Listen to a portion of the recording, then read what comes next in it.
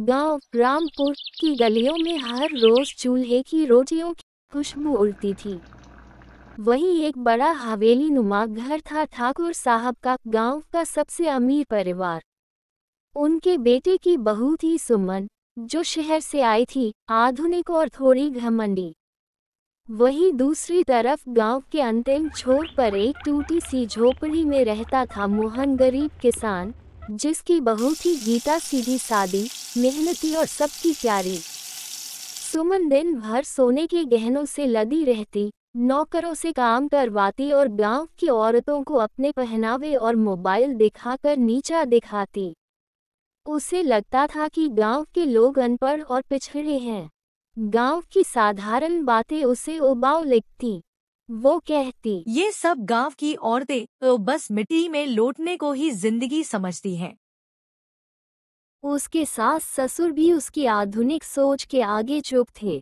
गीता हर सुबह सबसे पहले घर के आंगन में तुलसी की पूजा करती, फिर खेतों में काम, फिर घर के चूल्हे पर रोटियां सेकती। उसका पति मजदूरी करता था, मगर गीता कभी थकान का नाम न लेती।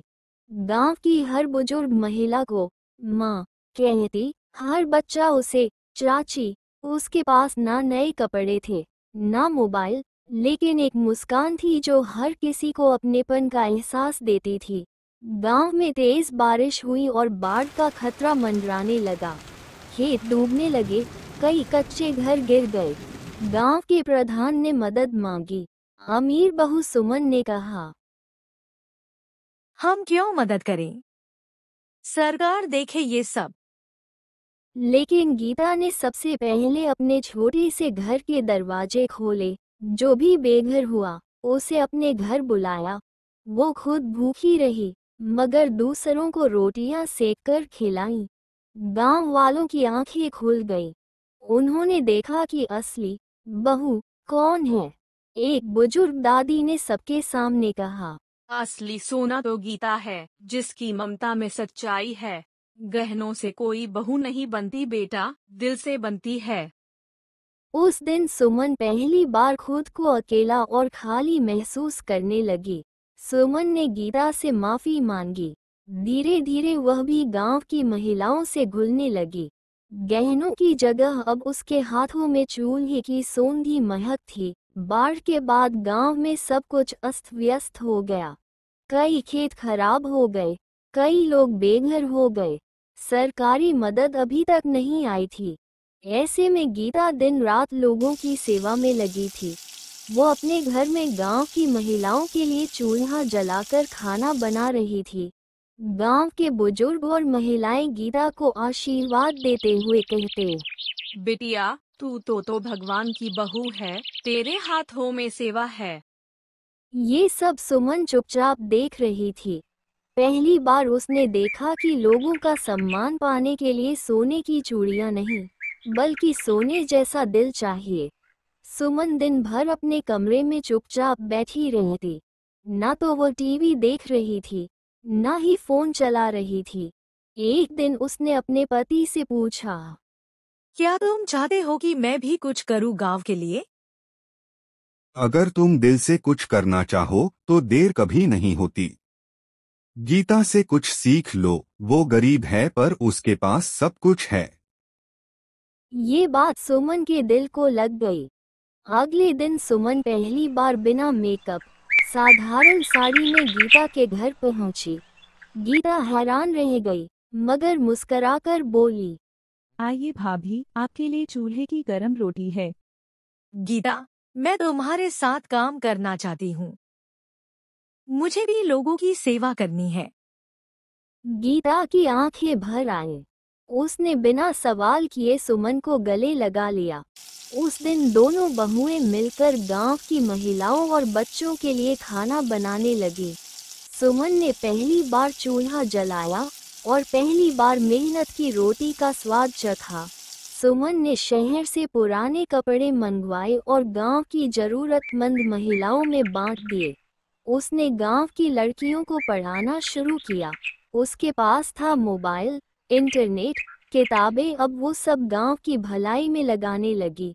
वहीं गीता खेतों में और घरों में काम करके महिलाओं को आत्मनिर्भर बनाना सिखा रही थी। अब गांव के लोग कहते हैं, ये दोनों बहुएं तो रामपुर की जान बन गईं। 1 साल बाद रामपुर गांव को जिला स्तर पर सर्वश्रेष्ठ ग्रामीण स्वावलंबी गांव का पुरस्कार मिला। कारण गांव की महिलाओं द्वारा चलाया गया सेवा और शिक्षा अभियान। गांव में एक छोटा सा पुस्तकालय खुला, गीता सुमन महिला केंद्र। एक दिन सुमन और गीता घर के आंगन में बैठी रोटियां सेक रही थी। गीता, अगर तुम मेरी जिंदगी में नहीं होती तो मैं कभी खुद को पहचान ही नहीं पाती। असली अमीरी तो बांटने में है भाभी, हम सब एक दूसरे से ही अमीर होते हैं। गीता की सास अम्मा जी पहले सुमन से थोड़ी डरती थी। उन्हें लगता था कि वह सिर्फ अपने मायके और मोबाइल में ही मस्त रहती है। लेकिन जब सुमन ने खुद उनके पांव छुए और कहा, अम्मा जी, अब मैं गांव की बेटी बनना चाहती हूँ, तो उनकी आंखों में आंसू आ गए। अम्मा जी ने गीता और सुमन दोनों को एक साथ सीने से लगाकर कहा, अब मेरी दोनों बहुएं मिलकर रामपुर को बदलेंगी। अब गीता और सुमन मिलकर गांव की औरतों के लिए काम कर रही थी। गीता ने बुनाई और सिलाई का एक छोटा केंद्र शुरू किया। सुमन ने मोबाइल से ऑनलाइन खेती के तरीके, स्वास्थ्य और शिक्षा पर वीडियो दिखाकर सबको जागरूक करना शुरू किया। दोनों मिलकर हर रविवार को महिला मंडल की बैठक करती, जिसमें गांव की हर उम्र की महिलाएं आती। अब गांव की औरतें सिर पर पल्लू डालने तक सीमित नहीं थीं, अब वे सशक्त और समझदार हो रही थीं। गांव का प्रधान रघुवीर सिंह पहले सुमन को सिर्फ ठाकुर की बहू मानता था, लेकिन जब उसने देखा कि गांव की लड़कियां अब स्कूल जा रही हैं, महिलाएं कुछ कमाने लगी हैं और लोग खुद ब खुद साफ सफाई करने लगे हैं, तो उसने पंचायत में कहा, आज जो बदलाव रामपुर में दिख रहा है वो दो बहुओं की देन है। ये हैं असली नेता। एक दिन गीता के पति मोहन को खेत में काम करते समय गंभीर चोट लग गई। गांव में अस्पताल दूर था, पैसे भी नहीं थे, लेकिन गीता ने हिम्मत नहीं हारी।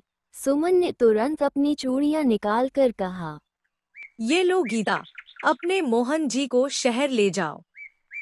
गहनों का क्या करना जब अपनों की जान पर बनी हो। आप भाभी नहीं, मेरी सगी बहन हो। कुछ महीने बाद जिला मुख्यालय से अधिकारी आए। उन्होंने गांव की महिलाओं द्वारा किए जा रहे कार्यों की जांच की। नतीजा आया, रामपुर गांव को राज्य स्तरीय महिला सशक्तिकरण पुरस्कार। कार्यक्रम में गीता और सुमन को मंच पर बुलाया गया। अधिकारियों ने पूछा, आपने ये सब कैसे किया? हम गरीब और अमीर नहीं, बस दो बहनें हैं जिन्होंने एक दूसरे से सीखा है।